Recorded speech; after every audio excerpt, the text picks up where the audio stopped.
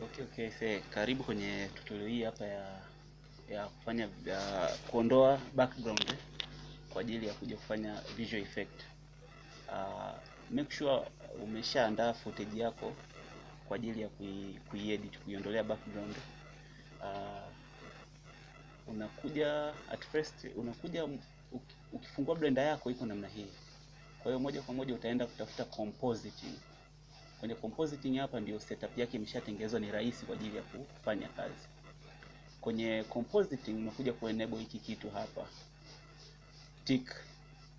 Ukienable hii inakuletea hizi hapa nodes ambazo zitatusaidia sisi kuimport footage yetu na kufanya baadhi ya editings.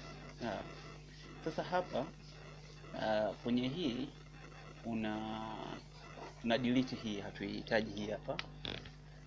Unabonyeza shift A, tuna add, tuna search image, itatokea hapa, then tuna open. Unaenda kuitafuta footage yako ilipo, ambayo mimi tayari ni hii hapa. Tumesha add hii footage tayari.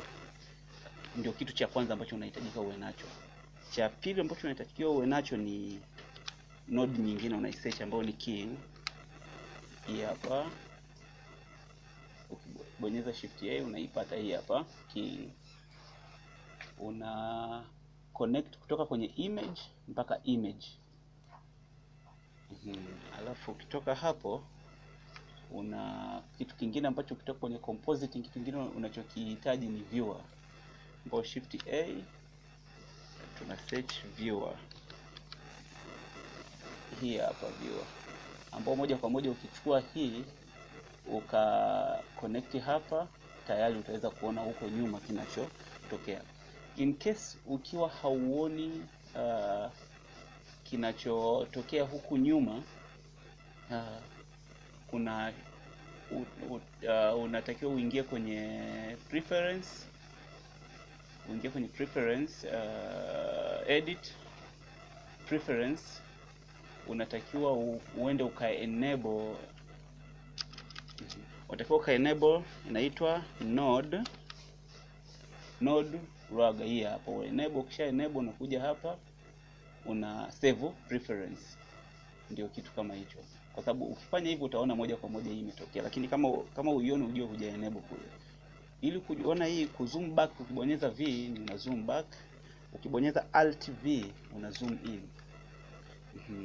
Kwa hiyo hapa moja kwa moja ukija ukachukua hii pia ukaiadd hapa kwenye compositing. Settings zetu zinakuwa.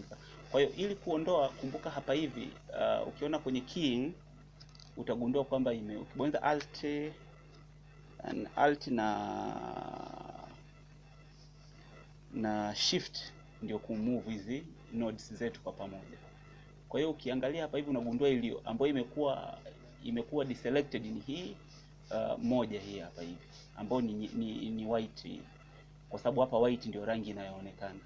Kwa hiyo hapa hivi tukichange hii hapa, ukiklik hapa hivi ukaja kuklik hiki kidropper, una select hii green. Kwa hiyo moja kwa moja green ndio imekuwa haipo kwenye kuonekana.